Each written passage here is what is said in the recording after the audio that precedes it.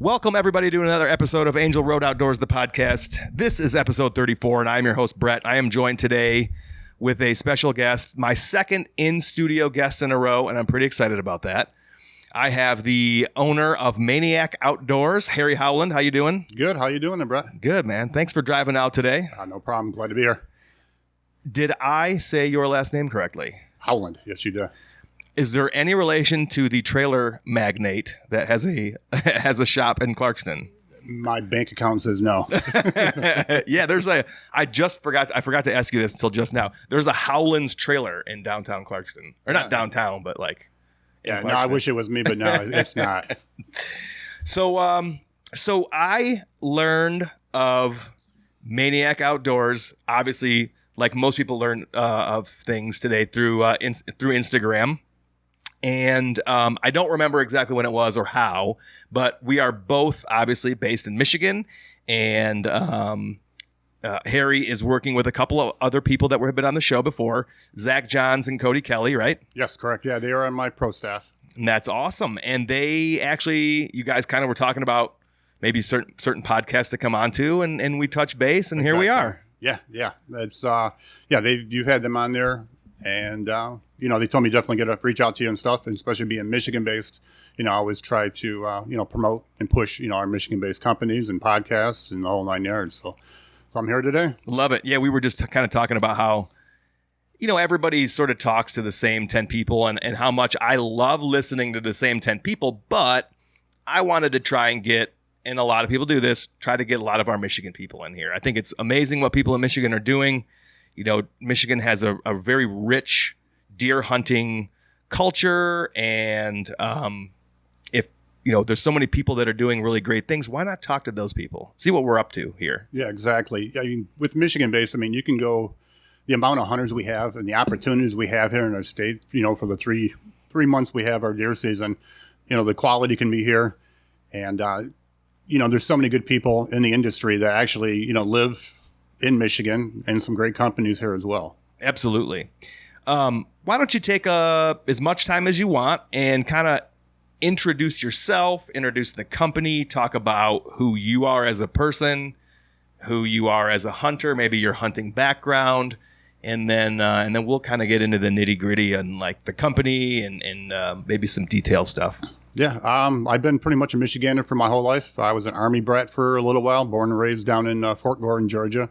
We moved up here, and I've got a wife. I've been with her for a long time. We got two older daughters, 27, 23, and we are expecting our first grandchild, or granddaughter, here in the next probably couple of weeks. My oldest daughter's due July 15th, so we're really happy for that and ecstatic. So we got another little female, headed to our home here. So we got a little Harper Riley.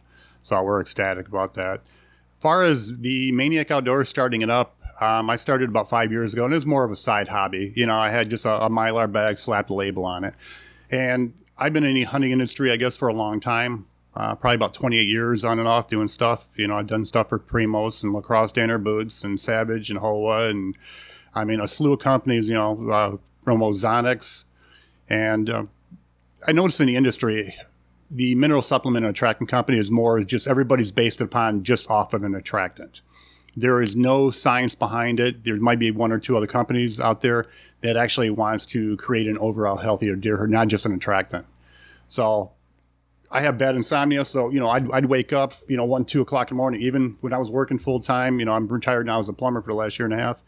I'd wake up 1, 2 o'clock in the morning and just sit on there and just go down wormholes, trying to figure out what can I do to set myself apart, Maniac Outdoors, from every other company that's out there.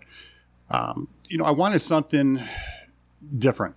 I don't want to be the norm. I want to be the trendsetter. I want to be the company that everyone goes to and said, damn, check this out. They have this. So I contacted a professor of ruminant nutrition. I want to make sure everything's done right. Even through my whole life, I'm not going to do it unless I do it right the first time. I don't want to be second fiddle to anybody. They always say who won the race. They don't ask who comes in second. So I want to keep that mentality going. So I had these ideas where I wanted to add probiotics in there and prebiotics, because for a deer's health, a lot of time being a ruminant animal, everything is based their health off of gut health.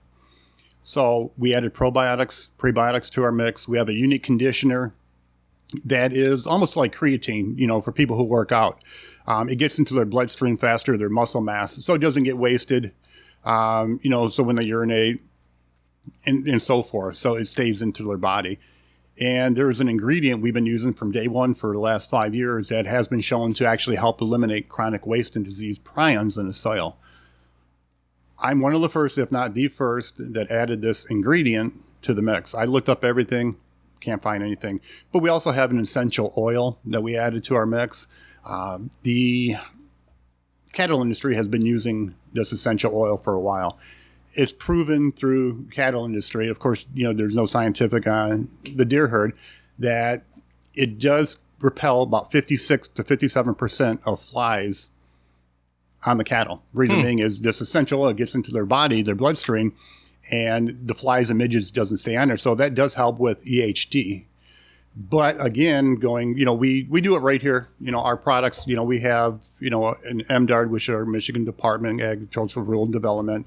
We do pay, our feed license we have, and we have our tonnage fees. So we do have our guaranteed analysis. So I contact them and say, hey, can I put this on my products saying, help eliminates, deters the flies? Can't do it because now it's considered a pesticide. So, that's another huge loophole. You don't want to put it on your bag because, you have to make the state happy. So that was one of the things, but we do have it in our mix. I can tell you that, but I just can't put that on the bags type of deal because it's not a fully guarantee, but it's been using, the cattle industry for a long time and it's proven.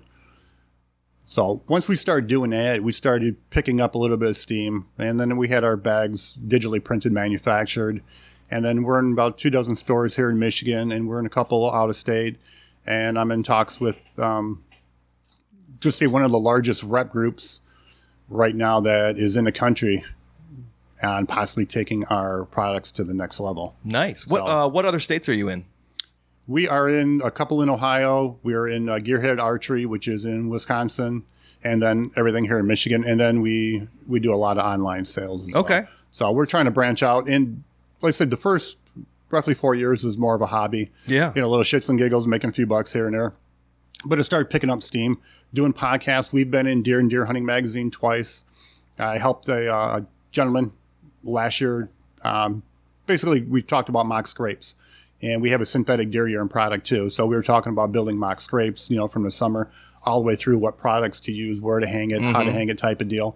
And we've been in Bow Hunter Magazine and Bow Hunting as well, gear reviews. And that's them approaching us organically because we do have something that really needs to get into the forefront if it does actually help eliminate chronic waste and disease prions. Yeah, and there's been studies that definitely show it. And if it doesn't, this ingredient also helps with gut health. Well, I'll tell you this. If it's not eliminating it, it's probably not enhancing it either. No, definitely not. So it's like, well, best case scenario is it is. Yes. Worst case scenario is it's doing nothing, but also giving them everything else that they need. Exactly. To sustain a healthy gut bacteria. Yeah. And we have a lower salt content. It's at 34% max. A lower what? Salt content. Salt. Yep. There's a lot of companies out there that are going 40, 50, 60, 70%. I've noticed that.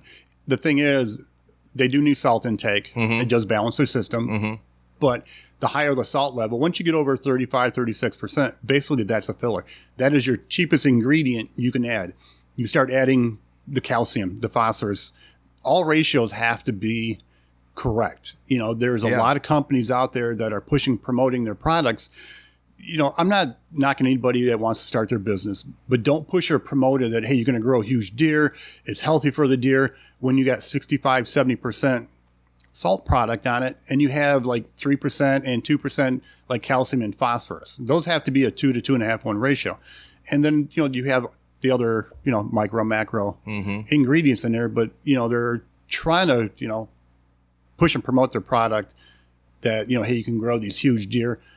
My thing is, I never say there's a guarantee it's going to grow a big deer. This can help maximize their genetic potential because if you have the right amount of nutrients, micro, macro, vitamins in your products, the bucks are less likely to pull that from their skeletal system. A lot of people don't realize that. You can have the best nutrients, the best browse, the best food, but if you don't have those exact nutrients, they're not going to do anything, and especially with like fawns too. Yeah. You know, a couple things right there I want to unpack. Number one, before we get flying here, I would like you to take some time to tell everybody, first of all, how they can follow along with you maybe on social media, because that's kind of how everyone's doing it these days. Second, what is your web address for people that want to, you know, maybe can't get to a local Michigan store or Gearhead Archery in Wisconsin or in any of the stores in Ohio where you may be offering your product? Where can they find it?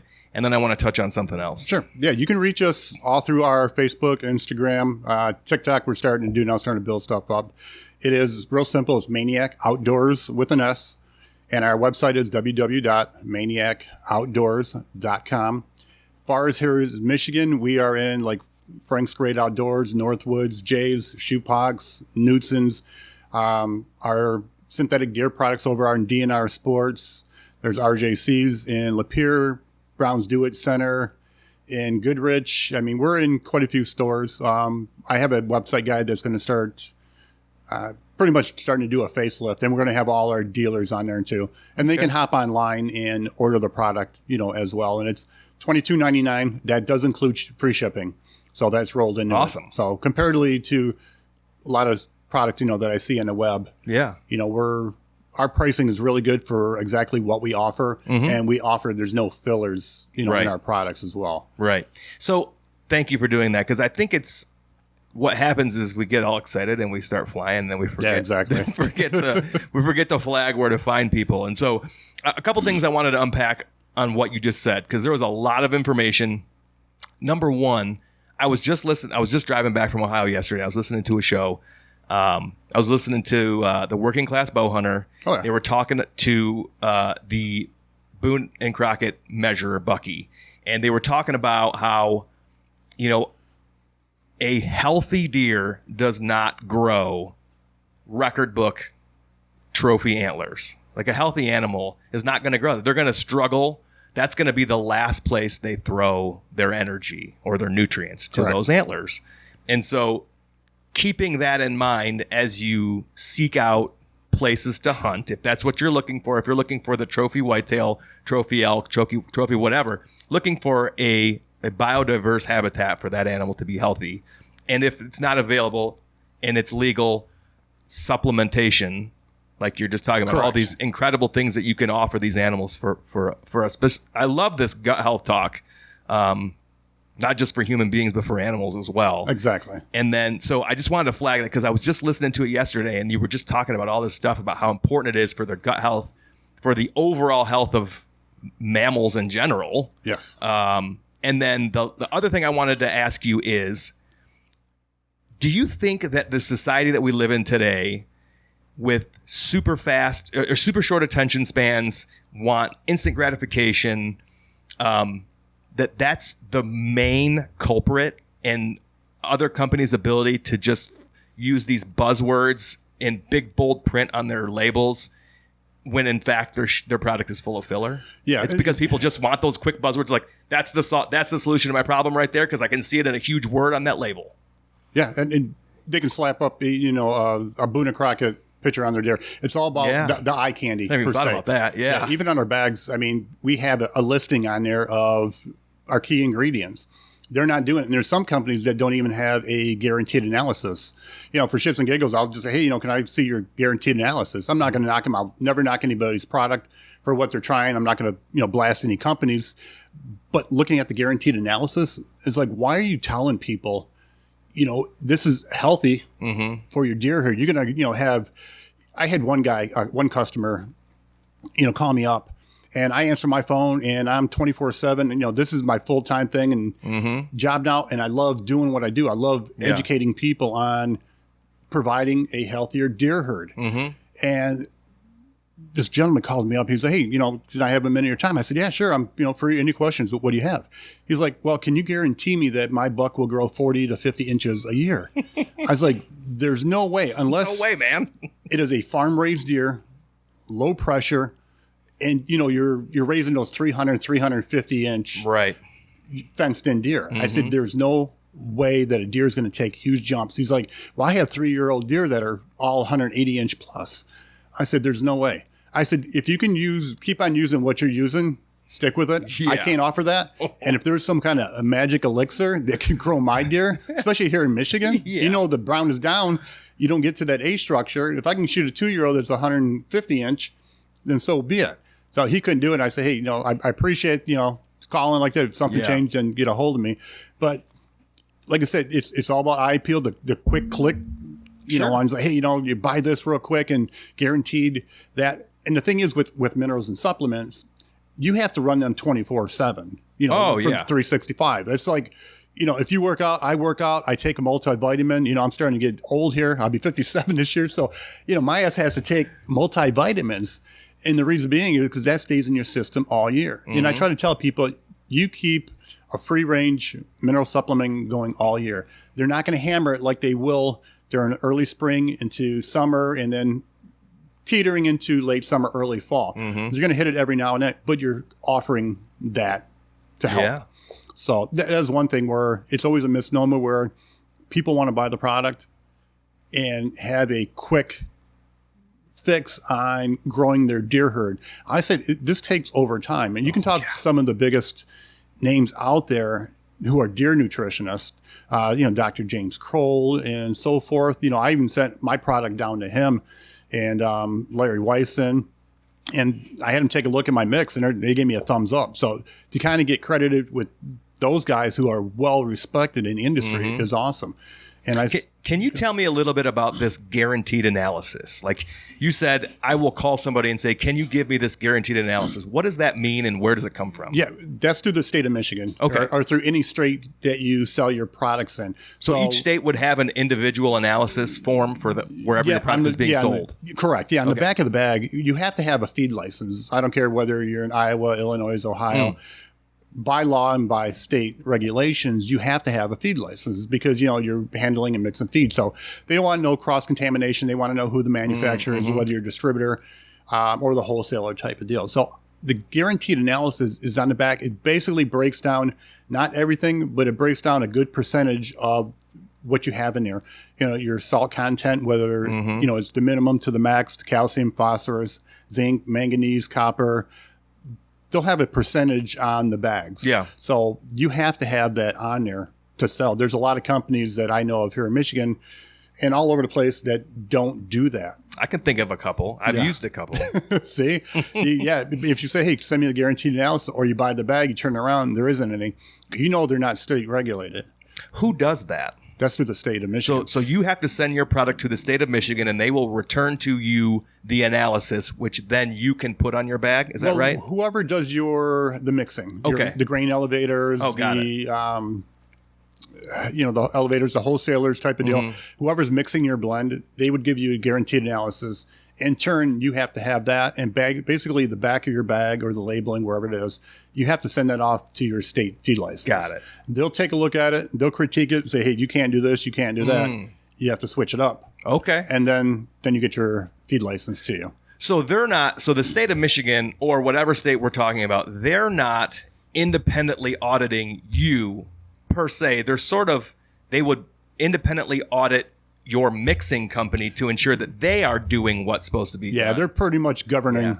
Got it. The whoever's mixing your products. Got it. So they'll have to do all that, and then, you know, like me, I have the state of Michigan, you know, comes to my place once a year. Okay. They'll go through, they'll just double check everything, you know, whether the proper mixing, and, you know, you have to have your lot on there when it was purchased, when it was made type of deal. Okay. So they're real stringent on it, but they're doing their due diligence, which is fine. It's if you're doing something right, you don't have to worry about it. She comes 100%. over, you know, and takes a look and say, hey, you know, can I take a look at what you're doing here? It's like, check it all out. And she's okay, sounds good.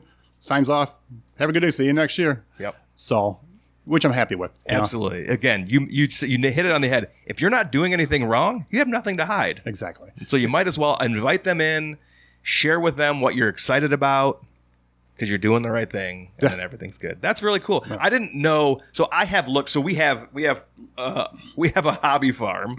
So we have sheep and we have a pig, and we buy the minerals. And so when we buy the mineral blocks for the sheep, it can't have copper in it. Correct. Yeah, And there's so a toxicity I have to go that. look at that guaranteed analysis when I go to the store to ensure that guaranteed analysis does not include copper on that even list. our bags, it says it has copper in it, and on the bottom it says do not feed the sheep. It has sheep toxicity. Yeah. So even on our bag states that too. Very interesting. Because I don't want somebody grab it and say, oh, cool, this might work for deer. Yeah. It's good for my sheep. Right. We don't have a high level. We have the right amount in it, but it still could be toxic to your sheep. So even in our bags, it says it as well too. And that kind of all coincides with what we said earlier, where there's this quick fix.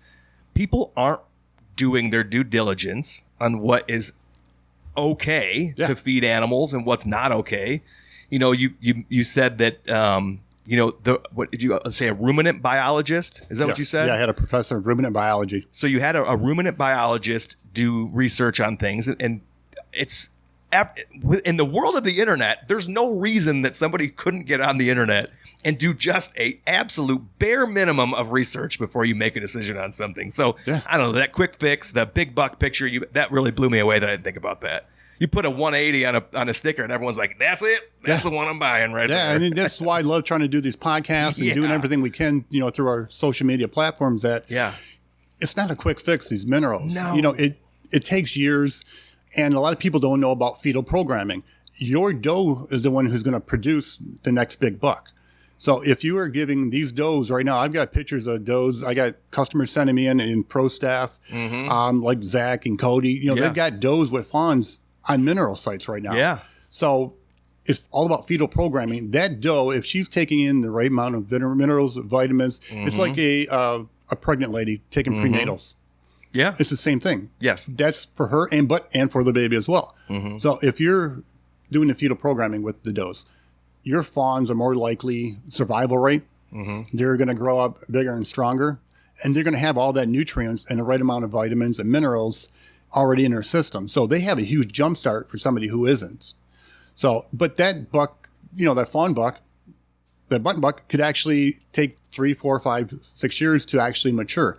So if you're using the right amount of programs, with Maniac Outdoors or mineral supplement attractant, you're going to increase that later on in life. So I'm going to ask you a question that you may say, dude, I don't have any idea. Do you think that deer struggle today and need this additional supplementation because of what human beings are doing to the soil? Yeah. In ag country. Exactly. Yeah, so they do. We have raped the nutrients from because you're noticing more and more there are pockets of woods that get stripped down, and that's removing all their browse. Same thing with all the crop fields. Whether they're turning it in, they're putting down their nitrogen, they're putting down their lime, but each year, each plant that they're planting, whether beans, corn, whatever they're doing, rye, wheat, those plants are pulling all the nutrients out. Those deer need nutrients, and that's pulling it out of the soil system. Right. So, yeah, you are correct. You hit that dead on. Basically, it is pumping out, pulling all the vitamins and minerals. Yeah. So, they'll get the browse, but they're not going to get the nutrients like they are within the minerals of the ground. Now, if you look at areas like Midwest, west of us and stuff towards the Mississippi River Belt, that's constantly flowing. Right. It's bringing all the nutrients. And you look at those areas, Kansas and Iowa and Illinois, they're producing huge deer every year. Why? I think they have more fertile ground. Yeah. Be it that there is more regulations and people are keeping an eye, on what they want to shoot, whether, they get one buck tag. Yeah. So they are, a little picky on what they want to shoot, but it goes to that corridor. If you go down the Mississippi River, you start from the top, go all the way down. You look at those states, they're producing just absolutely huge bucks every year. Yeah, that's the truth. And I have heard a lot of people comment on that Mississippi River Delta area being the fertile soil and very rich in nutrients. Yeah, I don't know. I've listened to a lot of people talk about maybe the word is not regenerative farming, but more natural farming and no-till options. And specifically, there's a company, Vitalize Seed. I'm sure you've heard of them. Yes.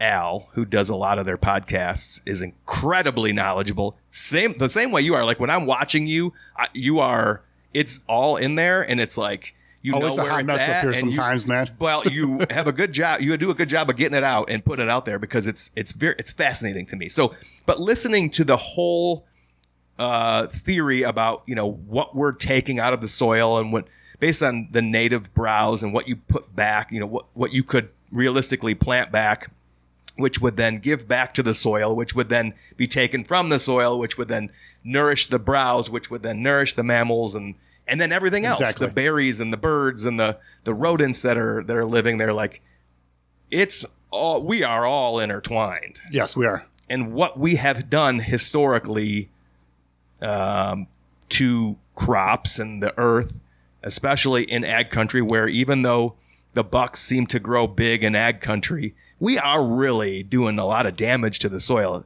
So again, the best thing we can do is try to give back in one form or fashion. I'm not trying to say that everybody should go back to this super nutrient dense farming, because I wouldn't want to put you out of business. Yeah. I'm just saying it all works together. You could all work together to do a better job for this resource that we all love so much. Exactly. Yeah, it's just about being the steward of your land, Yes. as they say.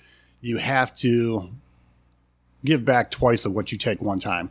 That's my theory. Yeah, and honestly, those of us who care these days really have to make up for maybe some previous generations that didn't. Exactly. Or didn't think about it because Yeah, they were and- preoccupied. Yeah, and you can't blame the farmers sometimes because, they're basing their life Oh, off yeah. the crops they pull, and deer are nothing but nuisance to them. They're tearing up all their property, all the crops. And our government's making it harder and harder to be a farmer anyway, so you might as well. You can't Yeah. blame them. Exactly. Yeah. You got to feel bad for some of them. But yeah, as far as being a steward of the land, I always done a 2-to-1. I give Love it. twice on what I take once back. Yeah. Type of deal. And I try to keep it that way. So hopefully it turns around, but the foreseeable future with everybody and anything kind of being a money grab right now, nobody's getting to the point. And I think with the younger generation right now, they're more into just being on the phone, Yeah. IT work. And I don't see a lot of kids anymore getting out into the woods. Right. I don't care if it's walking around looking for mushrooms or just spending time, walking a creek bottom. You don't see that anymore.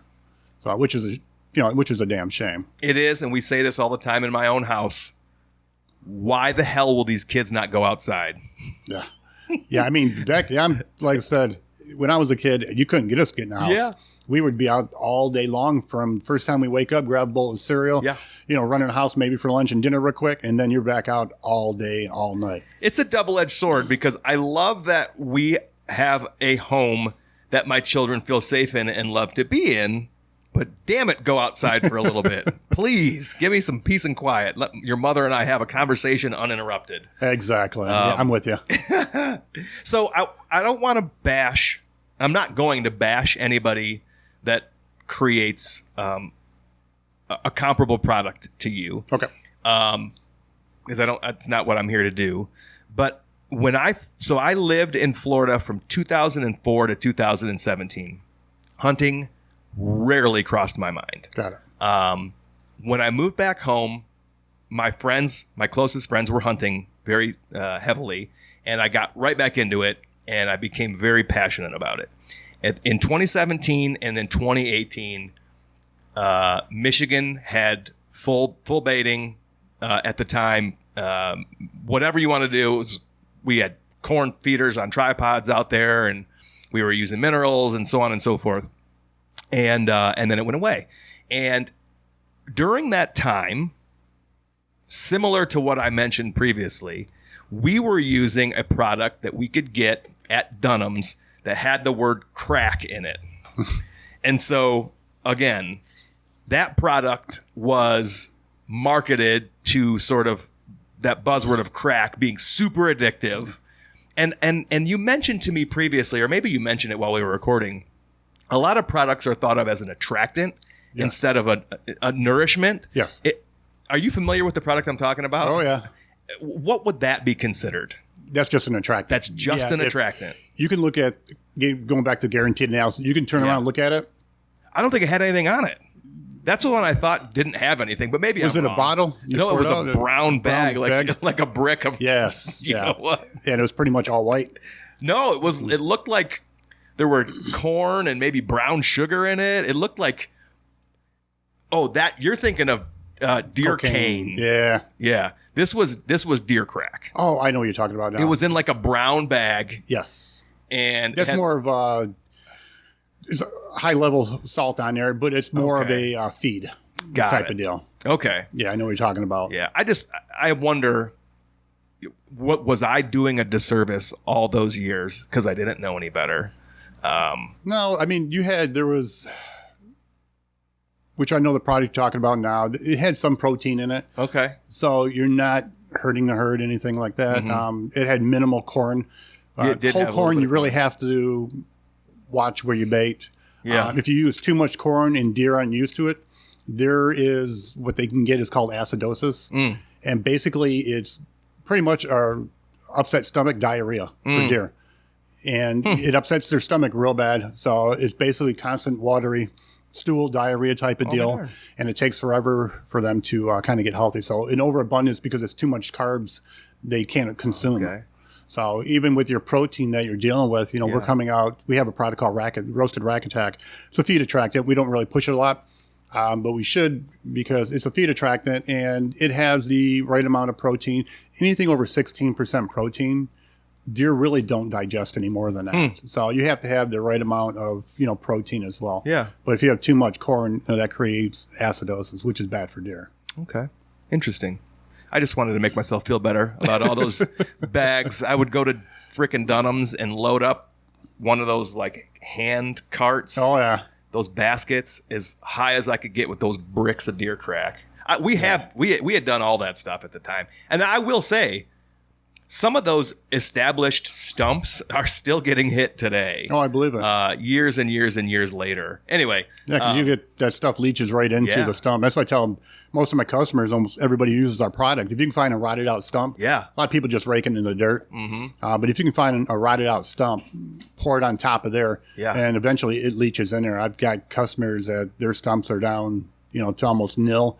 Or they'll go find a rotted out stump, pour it on top of it and stuff like that. They had done some logging on this property, and so they had taken down a tree. Don't know what kind it was. But the diameter of stump that first year was probably 2 foot in diameter. I mean, it was a huge stump. And we took a chainsaw and we cut notches in it. And we poured it all over there. And those deer have licked that thing totally smooth over the years. And they still come into that stump to this day, this many years later, to hit it. That's so crazy, amazing. then. It's just that they're really attracted to that salt. So that'll leach down into it and turns into brine. Yeah, that's amazing. Well, let's talk a little bit about you as a hunter. So when I first went to your Instagram page, I kind of scrolled all the way down to like the beginning of it. And correct me if I'm wrong, but it didn't appear as though Maniac Outdoors started as a supplement or company like no, that. not at all. It didn't. No. How did it start? Basically, for you as a hunter, and what were you into?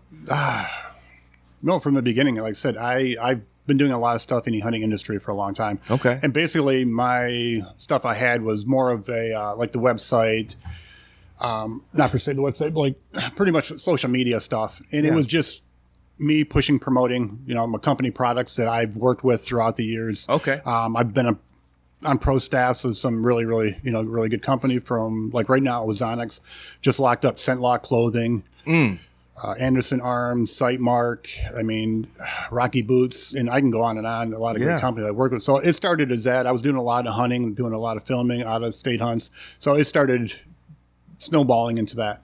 And then I just, got into doing the deer nutrition part, and then I just transitioned it over to basically having a Maniac Outdoors, the business page. So it was really just you in the outdoors with sort of an umbrella name, kind of pushing all of those other people that you were working with? Correct. Okay. Yep. And now how did you, approximately what age were you when you first started doing all that?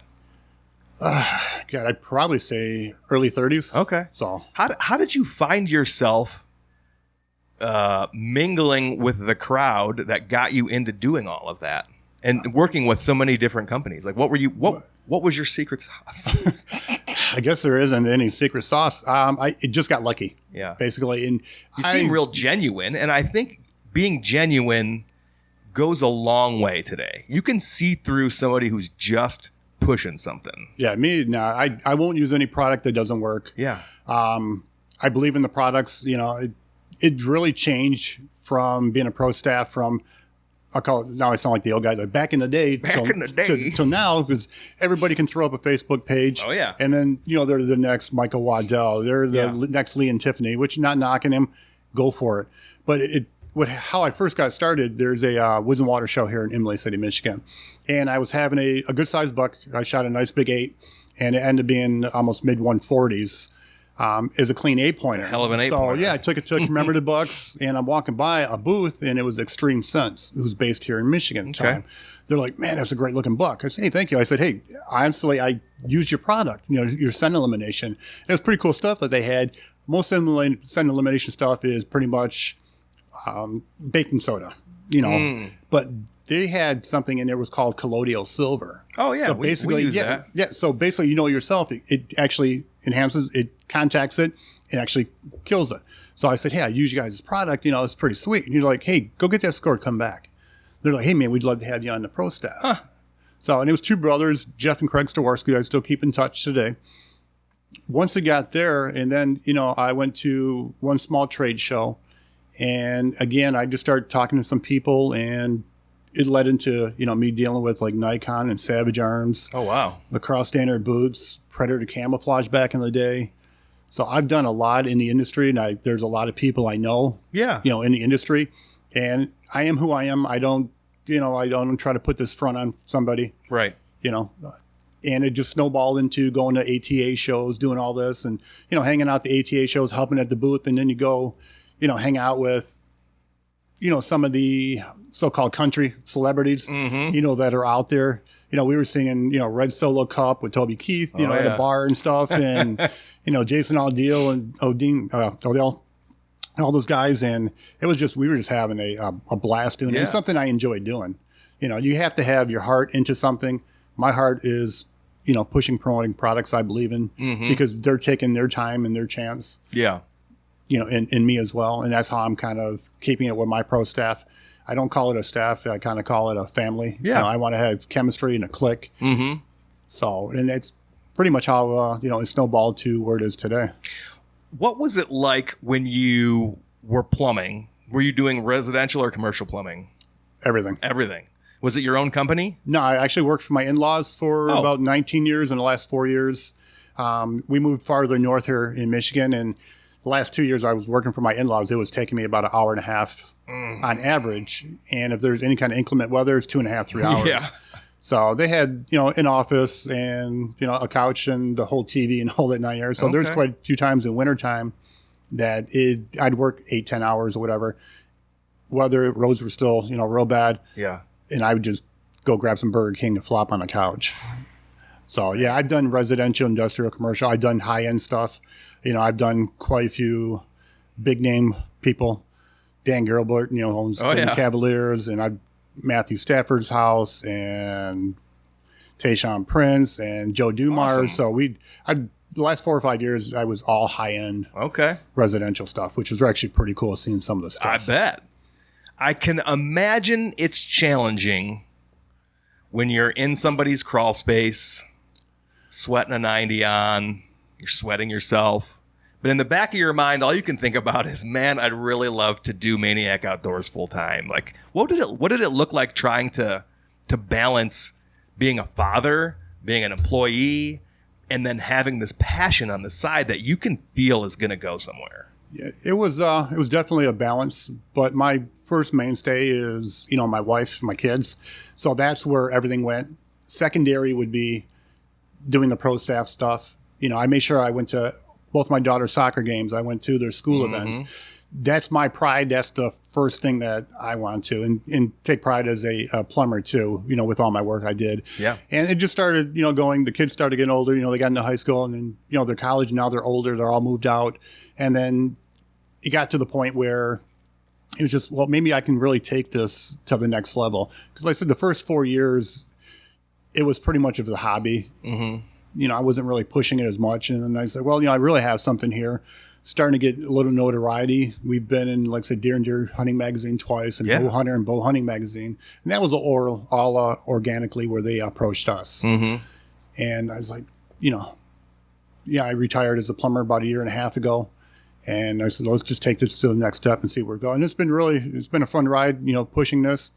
And we're talking to a couple large rep groups right now where they can actually take it to the next level with, Tractor Supply and pretty much all the farm stores, all throughout the Midwest and down south, the East Coast, the whole 9 yards. So where do you see the industry as a whole kind of going? Because I've heard you say a couple times today, so-and-so bought out somebody, so-and-so bought this company, so-and-so bought that company. But for a while, I felt like there was this explosion of small, independent mom and pops creating products or gadgets for the industry as a whole. Do you feel like that boom is kind of slowed down? And if so, do you see it more going like sort of a corporate level? Yeah, I definitely see there isn't as much with the mom and pops like myself. Yeah. Starting out business. It's a lot of conglomerate. There's a company called Pratco, which has an obscene amount of products. They just bought Analogics about a month ago. So that company was family. Like Pratco's got their hands on some cell cams because I swear to God I bought something and it came from them. It probably did. And there's another huge conglomerate, GSM. They have roughly about 75 companies that they have under their umbrella. Oh, baby. So there's a lot of companies that with these bigger companies, if you have a great product, say you come out with something, say the next high-end badass trail camera, you get that going for 3 or 4 years, you're going to have these companies approach you. Oh, yeah. So make sure you have an exit plan type of deal. Right. So, they want to buy what you have. Either they might use it under their umbrella or they're just going to eliminate it. Is that good or bad? Not the elimination part. The fact that you think that these guys are buying everybody up. Is that good or bad for the industry? I think it's kind of bad. I mean, you want to have individuals have their own product, have pride in it, but then you're getting these companies that basically just get bought out. I feel bad because with Pratco buying out Analogics, the national sales manager, who I kind of know, he lost his job. Like instantly? Instantly. Oh, brutal. The company, the rep group that's handling Analogics, they're going to be cut because Pratco has their own sales group, in-house marketing, in-house. Everything is done in-house. And I can't blame the companies. They want to make their buck too. Sure. But what they're doing is they're eliminating all the individuals, the mom and pops, the family businesses. Yeah. They're buying them right out, and everything is going to turn into pretty much a conglomerate anymore, which is sad.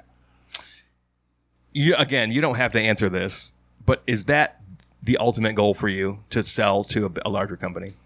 I mean, never even thought about it, honestly. That's good. If I can keep this running, I'm 56. Yeah. Not old, but if I can keep this running and keep it, the way I'm running right now. But somebody waved a big check in my face, who knows? It'd be hard to it would be really hard, especially we're expecting our first granddaughter. So we want to be at all the games and stuff, which we still will be anyways. Sure. But right place, right time, I guess I say. And honestly, you're the kind of guy, I can see it in your eyes. You're the kind of guy that would sell this and come up with something else. The next thing. That's a possibility. Yeah. Like you don't seem like you're going to sit around. You don't seem like you sit around and be like, man, this is nice being lazy and doing nothing. Like you seem like you got to be doing something. Yeah, I can't sit around. I'm fidgety. Yeah. I'm doing stuff. Even if we're home for the weekend, even when I was working, say 50 hours a week, to stay home for the weekend, I'd have to get up and at least go to the store and come back. Right. I'll go walk in the woods. Yeah. My mind's always turning on doing stuff. There's other stuff that, we have down the pipeline that we're going to launch in probably mid-August for Maniac Outdoors, which is going to be really nice. Next year, we're going to have a feed and mineral block, and that'll have our proprietary blend as well. And, we're coming out here with 2 different flavors, I'll say, in about a month and a half or so. Nice. And that'll be really nice as well. So and that'll have our humic acid in it, and it'll have the vitamins and the pro and prebiotics in it. Okay. So it's going to, same thing, it'll be geared towards the creating a healthier deer herd. And even on our products, even on our bags, our minerals, it says mineral supplement and attractant. The supplement will always be there, but we want to push mineral supplement that people know. Do you have a background in biology or chemistry or anything like that? Not at all. No, I lean down towards people. I started getting into a lot of podcasts. Yeah. Being entrepreneurial or marketing they always say if you want to have a successful business, pretty much you have to surround yourself with people that know a little bit more than you do in certain areas. And that's what I did. So I lean on, I can come up with ideas, whether it's good or bad. And, my ruminant professor might tell me that's really stupid, or it's like, that's really going to work. Yeah. That's what we want to do. So I would throw ideas back off her and she would come back. So that's how I kind of do it. And I started learning more and more about the ruminant, the biology part on deer. So I'm always intrigued, always trying to learn stuff. But I always bounce ideas off of her first. So that's how I try to keep it. And it's all scientifically developed. Even to this day, there's stringence on what I want. And I try to keep it that way. Any books or anything that you read that really kind of jump out at you as being like pivotal for you when you were figuring this out? No, it's just going down the proverbial wormhole of, the web. Okay. I would Google on, what I want. And even with the ingredient that's supposed to help eliminate chronic waste and disease, I made sure I do my due diligence and I went through everything I could find on it. Yeah. And all the studies were showing that it actually can help eliminate that. Yeah. So, and then, I started looking up, the pro and prebiotics and then also the essential oil that I found basically online as well. I'd like to say, hey, I got a master's degree or doctorate in biology, but I don't. I actually think it's cooler that you don't. I mean, not that there's anything wrong with having a master's degree in biology or chemistry. No, I'm glad those people who do, who I'm working with. Yeah. But I think it's really cool when you don't and you are self-educated in enough to know that you want to do something about it, and then also self-educated enough to know who to go to answer those questions and not be so naive to think that you already know everything. No, I won't do that. Yeah. Because that's not helping myself. It's not going to help the business. It's not going to help customers who I talk to. Right. So I don't want to give them any kind of false information that I don't know or try to act, like I said, no more than I do. Yeah. I'm not going to do that. It's just not me. Do you get stumped? Like, do people call you and you're like, man, or whoa, man, I don't know the answer to that question. I'm going to have to get back to you. Or are people asking you questions that you really just, you kind of have thought through most of the time? Yeah, I'm pretty knowledgeable on, the questions that are being asked. Rarely I get stumped on anything. Like I said, I'm not perfect on that. Mm-hmm. But knowing my product, because I love it and I enjoy talking about it. Yeah. So just with me doing that, I'm pretty good on knowing my products and talking to customers and other fellow hunters and stuff. And somebody who wants to pretty much learn about deer nutrition too, who are just starting out. I love it. And I don't consume enough of it, but every time I listen to Al with Vitalized Seed talk, and I love listening to you talk about this. When I listen to somebody who's very passionate about anything, I can't stop listening. I want more of it. I'm like, man, this person is really, you can feel it in their voice, how passionate you are about it. And so I love that. So thank you for being one of those outlets for me. I'm going to have to go. You told me all the podcasts you've been on recently. I'm going to have to go look them all up. What are some misconceptions that people have about supplementation and attractants? What are some of the most common misconceptions that you see people have? Basically, it's the quick fix.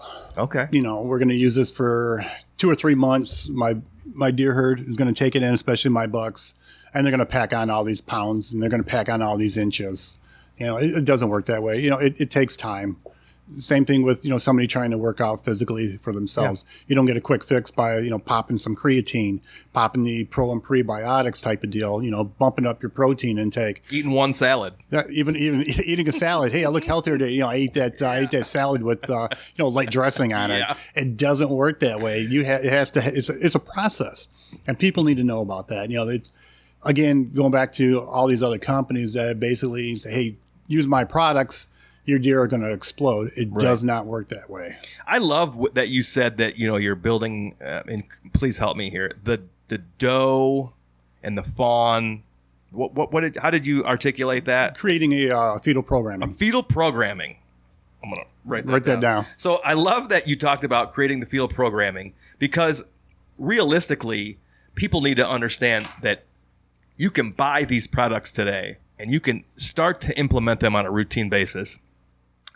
But, best case scenario, it's going to be the next generation or two of your deer herd that you will really start to see the most health benefits. Is exactly. that correct? Yeah, it's going to take a little while. It's going to take a year or two. Yeah.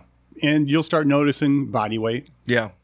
Then you'll start noticing they're going to get more mass, for the bucks. Mm-hmm. And you're helping their genetic potential. Like I said, we talked, you're not going to alter it or change it, right. Unless you're in a high fence. It's not going to happen. But you can help prevent them from pulling it from their skeletal system. Sure. So in turn, if you keep them so-called hydrated with the minerals and vitamins, they're going to grow healthier. And it takes, like I said, same thing with people working out. It's going to take a little while before you start noticing something. But again, like I said, it goes back to these companies that don't have the right amount of nutrients and vitamins and minerals in there. And they're pushing and promoting it, grow these big deer. And that's what I try to tell customers. Take my guaranteed analysis, match it up to what you're using, and compare them. Yeah. And see what you come up with. You have to have the right amount of products. And ours is all scientifically developed. I didn't go to the local granary, local elevator, and, tell the man behind the counter, hey, throw a little salt, throw a little this in there, a little trace minerals, and then you're going out and selling it. And you're trying to rip off, the average hunter. Most of them are all blue-collar workers that busting their hump. Providing for their family, and they want to have a hobby to get, but you're telling them all this bullshit right about growing big bucks, and it doesn't work that way. And that sucks, man. That's what kind of drives me nuts, that these companies out there just want to grab your money. Yeah. I'd rather educate you first. Sure. And then you sit back and it's like, damn, I need to call Maniac Outdoors up and let me order a bag, or hey, where's your store at? That type of deal. I love it. So and is your number, is your contact information on the website? Yes, it is. That's awesome. Everything's on there. You can order right from line. I love it. And we generally do same day shipping, unless it's later in the afternoon or, our place is closed, and then it goes out the next day. Cool. So we got 5-star ratings on Google, we got high ratings, and we got same thing with our Facebook reviews and stuff. Hell yeah. So when you get, or let's just say, hypothetically speaking, someone reached out to you in the Facebook group and said, listen, I don't even know where to begin. I just inherited this property, or I just bought this. Let's put it a different way. I just bought this property and I don't know where to start. Do you recommend that somebody gets maybe a soil sample, or has somebody come out on the front end and, maybe assess the woods first? Or do you think, where would you recommend somebody starts? Well, I've had some customers send me topo maps. So okay. So I can kind of give them an idea on where I personally would hunt. Oh, okay. On that, whether it's pinch points. Yeah. If they are planning some food plots. Yeah. Type of deal. So I'll actually have them send me topos.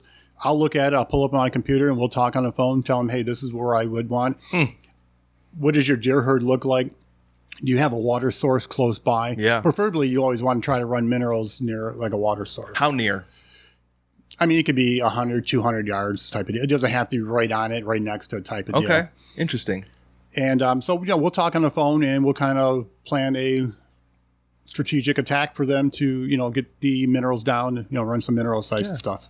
So, but realistically speaking, an overall assessment of the property from a big picture, from a macro level, prior to like digging in and just not just slapping a mineral stump down anywhere, right? Like you're really strategic in how you. Yeah, I try to be. It. Yeah. Same thing with, running mock scrapes as well. Yeah. So there's always a place for it, and you don't want to, put it right on your deer run, right? Type of deal. And then I always try to tell them about, adding into a rotten stump, whether you have to go find a rotten stump, drag it back. Yeah. That type of deal. So yeah, we always, if they call me, ask me questions, we always go over stuff. I try to do my best to help out. Do you? Would you recommend people reaching out to some people that you work with, like Cody or Zach, and asking them questions like that as well? As well. Yeah. They've been. Zach's new on my staff, and Cody's been with me for about 1.5 years, 2 years. And these guys actually shoot some monsters. And Cody, actually, I got his mug on my my digital catalog. Oh, nice! He shot that. I think it's a low 170s 2 years ago. Yeah. So I got him on there, and he was using our minerals and using the green apple. Oh, love it. And then he shot his buck last year over on Mock Scrape. And then I got a couple other guys on my staff that are down in Virginia. And Zach Mitchell, a good buddy of mine now, he's been using our products. And him and his dad shoot, some absolute monsters every year in Virginia off our Mock Scrapes. That's amazing. So I don't know anything about Virginia. it's on my radar. I didn't of think they options. had big bucks down there until I started talking to him about 4 years ago. Yeah. And he showed me some pictures of some slobs him and his dad shoot. And I was like, oh, yeah, those are some good bucks. Yeah, they're in the 150s, 160 class. And I'm talking, they are wide for whatever reason. They are 21, 22 inches wide. I'll be darned. They're not a lot of mass. Yeah. There's good mass on them, but not a lot of mass. You get to that 160, 170 mark. But yeah, their beam length is just unreal. The inside beam. So, and they've shot them over. We have a premium synthetic deer urine products we have too. And they shot them over mock scrapes. Tell me about those. About 2 years ago, again, I do it right or I don't do it. Right. And there's a lot of states that are basically getting into synthetics only just because everybody's worried about CWD and EHD getting passed. Whether you are ATA certified, your farm, or you're ATA certified yourself, some states won't even allow you to have that. From Pennsylvania, New Jersey, down to Virginia. There's, I think, 2 or 3 more other states that are planning on banning real deer urine. Real deer urine, anything over 40 degrees breaks down into almost a pure ammonia. So you have to actually, from when that first farming it has to be pretty much frozen or under 40 degrees to actually stay clean. Otherwise, it breaks down so quick. Here in Michigan, you're hunting October, it could be 50 degrees or it could be 80 degrees. Yeah. So, it breaks down really, really quick. And I want to try to do, again, not be like everybody else. So I contacted a laboratory and I wanted to do synthetic deer urine products. Our synthetic deer urine products is a scent fuel line. We have a gland fuel, scrape fuel, and a rut fuel. They don't smell like your typical ammonia. Like, when you open up a bottle. I mean, all hunters do is take that big sniff. It's like, oh, this smells like shit. Why in the hell am I using it? Why are deer attracted to this? I didn't want that. So ours has a slight hint to it, but it also has a kind of like a sweet smell to it. And it actually contains pheromones. Nice. So with synthetic deer urine products, you don't have to worry about, there's no spoilage. It's not going to go bad. There's no downtime on it. And if it does dry up in your mock scrapes, basically you get a little dew of rain. It basically, it bounces right back. Yeah. Because let's be honest, I'm keeping it in my truck when it's September and it's 140 degrees in the back of that truck. Oh, yeah. So I'm the same way. Would you say anything over 40 and it breaks down? Anything over 40 degrees, yeah, real deer urine breaks down. So that's why we went an alternate route. And we have, like right now, in the next probably a week or two, I'll start running our mock scrapes. Yeah. And it's not more of, attracting big bucks. It's a community scrape. Oh, I've got so many does in there. I got fawns hitting the licking branch. Yeah. And we've shot quite a few big bucks. And I think to date, 2 years ago is when I came up with the product. We've probably got at least 8 to 10 deer over 170 that's been shot over these mock scrapes. Oh, hell yeah. I love the scrape thing, which is not something I typically used to think about as it. When I first came back to Michigan and started hunting again, I didn't know anything about anything. It's not something I ever learned. I had to learn it fast, and I had to learn it sort of on the fly. And the longer I spend in the woods, and the more I'm able to identify scrapes, the more I'm fascinated with how the deer use them, why they use them, how frequently they use them, where the does are using them versus the big bucks are using them, and vice versa, and how the bucks are checking them. Man, I love watching scrapes now. Yeah, that's how I am. I love running mock scrapes. I'll put cameras over them all the time. Like I said, in the next couple of weeks, I'll start running mock scrapes. I got some customers and some people on my staff running mock scrapes now. And just seeing some of the fawns come in and with the does, the does are chewing on the licking branch. It's more of a community thing until pre-rut starts to kick up. And then we have our rut fuel, which is our high premium doe estrus. Okay. And then you start using that type of deal. And I've had it before. A couple of years ago, last year, I really couldn't hunt because I had spinal fusion surgery. But 2 years ago, I was in Missouri hunting. And I laid down probably about 100, between 100 and 125 yards of a scent drag. And it was during rut down there in Missouri. And I had probably 140 inch from the backside of the food plot, follow that all the way underneath to my tree stand area. Nice. And he's sniffing, he's flaming, he's doing the whole thing. And I get a kick out of that. Oh, yeah. So, especially when it's something that you created and, and then put into practice. That's really cool. That's really cool. Well, let's talk a little bit about your hunting personally. Like, do you get to hunt much now that you're busy with this? Yeah, because most of the minerals are being used from early spring to probably early fall time, September, October. So that kind of, gives me a little time. But on the backside of it, I'm on phones, I'm contacting manufacturers and talking to reps and stores and purchasers. Mm-hmm. But I can run this stuff from house right now. I can just walk out my backyard. Yeah. Doing some hunting. Like I said, last year was a wash. I would think I went out maybe a couple times behind the house. But again, having spinal fusion surgery, I couldn't lift up anything more than 5 or 6 pounds. Oh. And the walking, and I was pretty much, in bed. I couldn't do nothing. It was probably the most miserable pain I felt in my life. And I blew out my Achilles heel playing basketball. I broke my collarbone, my clavicle. That was nothing compared to being in bed. I got 4 3.5-inch screws and 2 plates in my back. So last year was a wash. But prior to that, I try to get out as much as I can, whether it's preseason scouting, setting stuff up. So this year, I'm going to head back to Ohio. I might even hunt with Cody and Zach down there. Oh, nice. I got a good buddy of mine, Mick, down in Southeast Ohio. Okay. He's got access to probably about 1,000 acres that I would put this property against any property in the country. Holy moly. He shot, about 4 years ago, he shot a 188 mainframe 10 clean. Jeez. 170s a couple years ago. And there's been times I've been on stand and I would literally have a heart attack seeing probably a low 200 non-typical. We had one a couple years ago we named Heart Attack, and he had 2 handlebar drop tines that were probably 12 inches apiece. And him getting killed by the following neighbor next door. And then there was one that the Ohio DNR picked up that was hit off his road. We were after that. They scored, I think, at 236. Non-typical. It was just junk all over the place. And Ohio DNR snatched that up right away. Yeah. So it's at their office. And we were after that for a good year and a half. Wow. So I'll pass on mid-130s, maybe at 140 in Ohio, if it's prime time. Yeah. And I'll send pictures to buddies of mine up here in Michigan. They're like, "You're an idiot. Do what the hell are you doing?" Yeah. I was like, "No, I'm here. It's just getting cracking right now." Yeah. So then I've been in Missouri, and I've got 5 preference points for Iowa, which I'll go next year. I just got too much stuff going on this year. I've hunted in Kansas and Indiana. So I've been around, and, I thoroughly enjoy doing it. Sometimes, I come back with the tag still. Oh, yeah. It happens, but meeting other people there and the camaraderie and just bullshitting with the outfitters and guides, I have a blast. Icing on the cake is going to, bring back that big buck and stuff. So... But hopefully it opens up some more doors, to going out to other places and stuff, which I'm really looking forward to again this year. Yeah. So when you do travel, do you sort of like, rub elbows with certain people in town, or try to have meetings with people in town, like try to do business too, or is it hard? Yeah, I will actually take our products. And when I went to Missouri, I stopped in Buc-ee's, I stopped in Shields, some of these bigger companies, these farm stores and stuff. I'll stop in there, knock on the door and say, "Hey, can I have a minute of your time? Yeah. This is who I am. This is my product."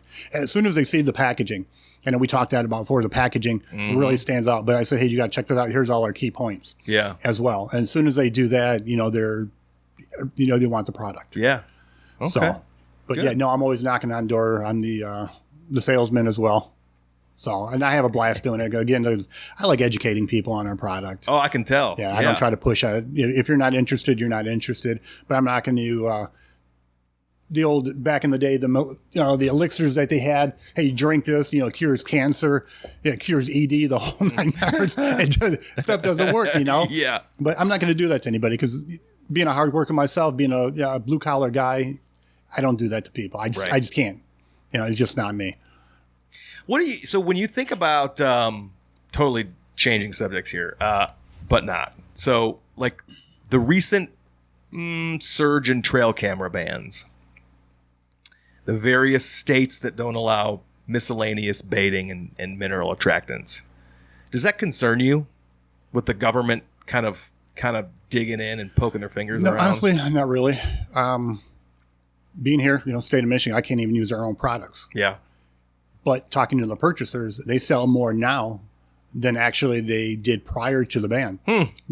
Because a lot of people, so-called, are taking it out of state. Yeah. You can use it in the UP. Yeah. And I've been to the Lansing. They had that big board meeting a couple years ago. Yeah. And even Dr. James Crow was there. Ted Nugent was there, trying to have them pull the ban on it. And I told them, even dealing with the governor and everybody, and the DNR and the NRC were all there.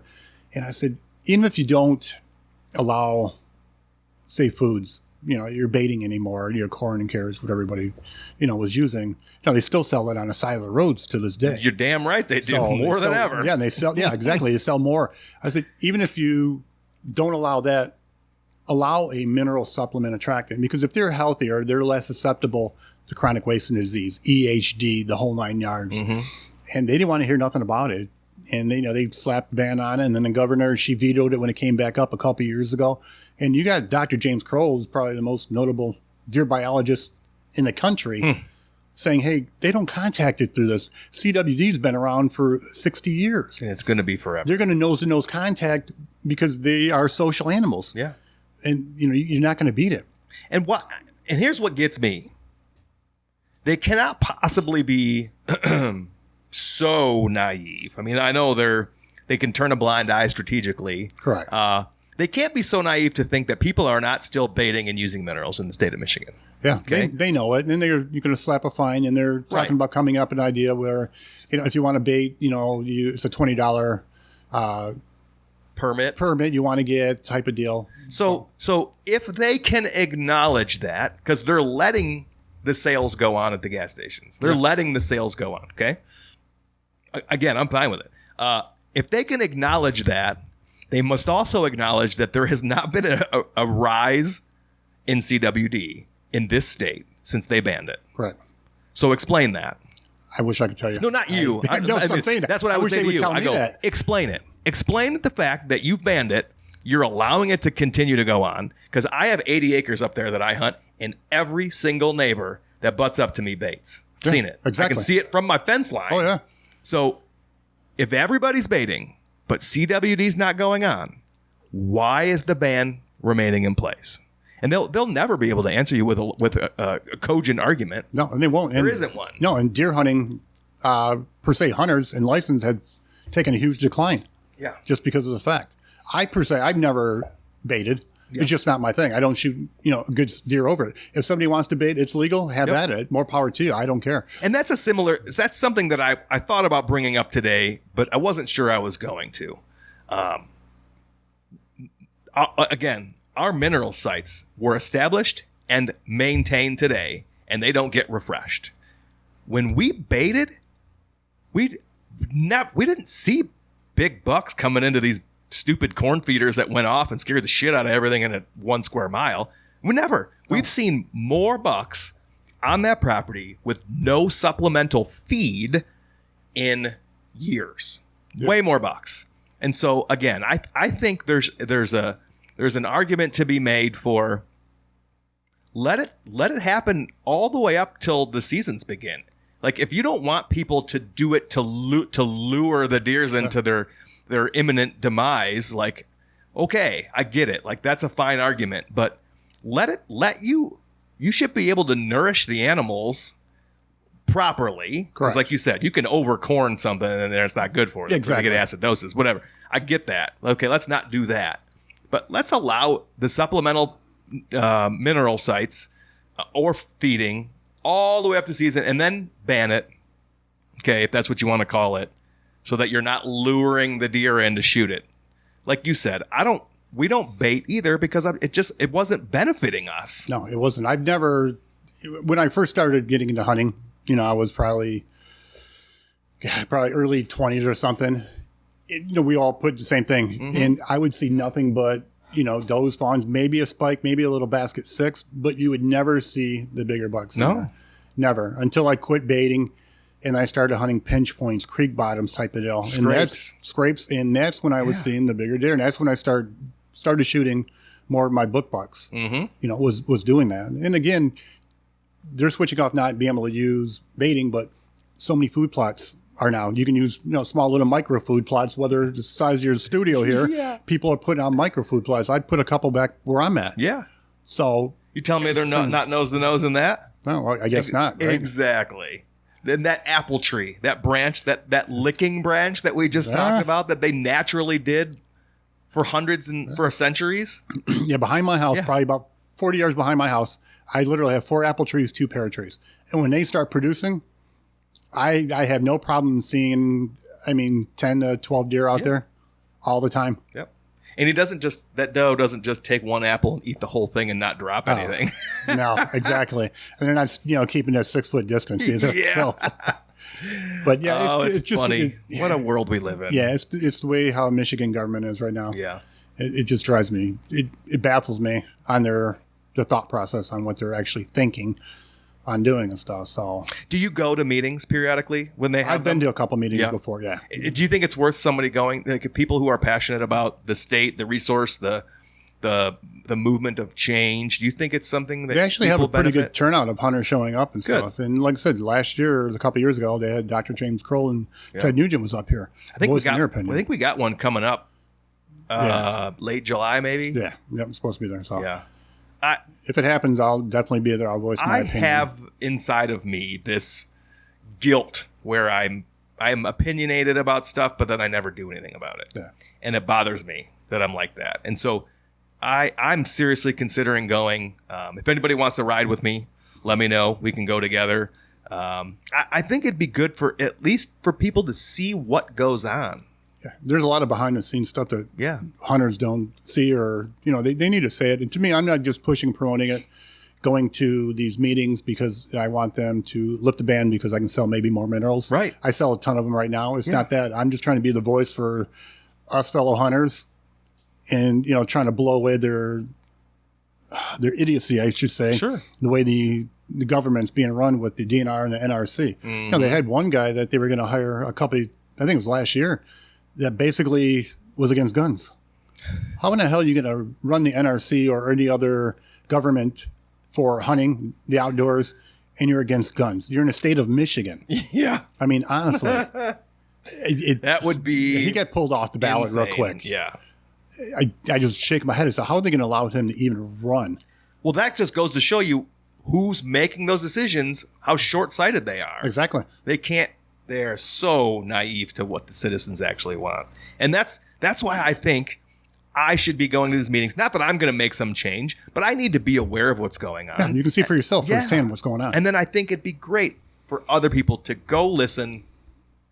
Again, it's better than getting on Facebook and getting an argument in some forum. Exactly. Go listen. Go figure out exactly what they're talking about. And you get mic talk. You can voice your opinion too. There you go. You get open house mic. I didn't know that. Yeah. That's pretty incredible. Yeah, you can actually stand up and then voice your opinion if you want to. Well, where do you see what's your short-term vision for Maniac Outdoors, and what's your long-term vision? Short term is keep on producing and building customer base, promoting products that we believe in what we're coming out with. Like, so we got a couple other products we're coming out with. And it's all geared towards creating a healthier deer herd and just building this company up to what I know it can be, because I would put my products against anybody in the industry right now. I mean, we can go mano a mano because we have great products. Again, because I work diligently with a professor of ruminant nutrition. Yeah. So that's what I want to do. And I want to create an healthier deer herd. I want the young kids to grow up. I've got some customers, they got smaller kids. They actually take pictures of our products, so they're seeing a turn where their kids are going out and say, hey, Mom, let's go run out. Let's pour some minerals out. Mm-hmm. Hey, let's go do this and let's go make some mock scrape. So that's where my long term is. And, I enjoy doing that. So that's where I want to kind of see it in the long run. I want to keep it going, and I want to be the number one company out there. And it's not for, putting a lot of money in my bank account, all monetary. It's more of, hey, this is what I can do.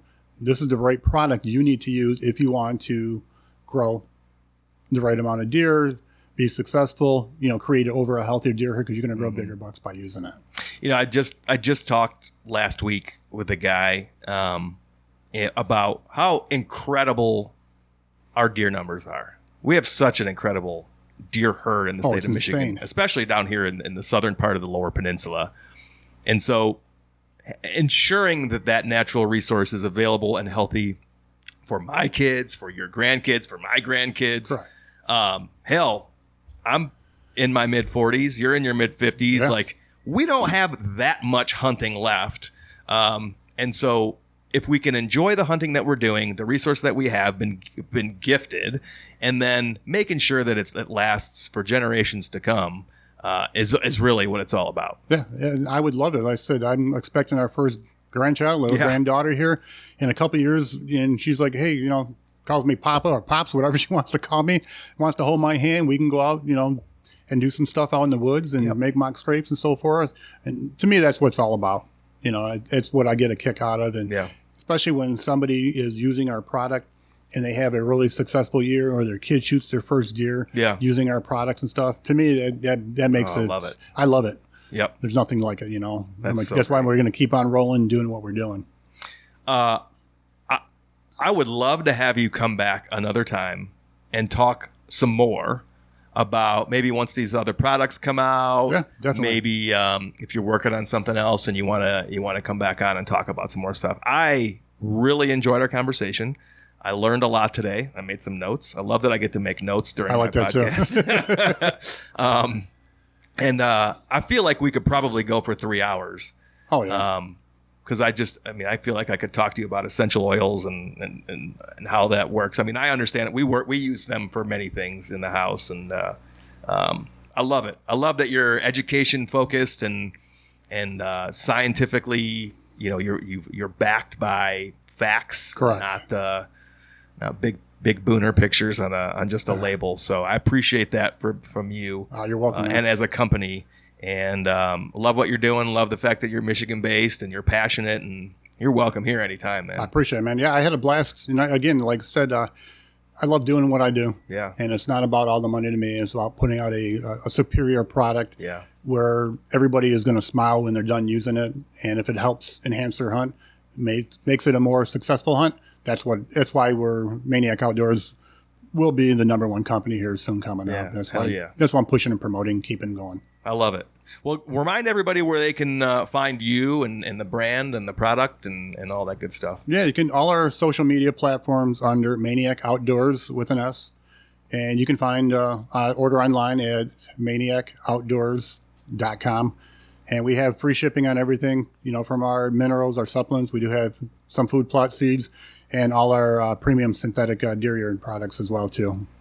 Awesome. Well, thanks again for coming over today. I really appreciate it, Harry. Again, Maniac Outdoors, look them up, give them a follow, buy some good stuff, and make sure you share with him your success stories and maybe even your adventures along the way, putting it out, finding places to put all that stuff. I don't want to speak for you, but you can correct me if I'm wrong. I think you probably enjoy watching people's process as well. I do. Exactly. Yeah. They'll send me from starting their mineral sites to end of the year type of deal, and the progression that they're making as they're using our products and, using the right nutrients in the whole 9 yards and making mock scrapes and sending me, their trail cam pictures and stuff like that of bucks they haven't seen or deer they've never seen before. Yeah, to me, that gives a kick. And I'm always around 24/7. If somebody wants to call our work number, I'm here to answer any kind of questions you have for us. Man, that's awesome. Well, thanks everybody for sticking around. I appreciate you all listening. We will be back again next week with another episode. If you haven't done so yet, make sure you go over to iTunes and leave us a 5-star rating and review. And I believe you can give us a rating at Spotify as well. I don't know why. People just ask you to do that. I think it helps with some algorithm.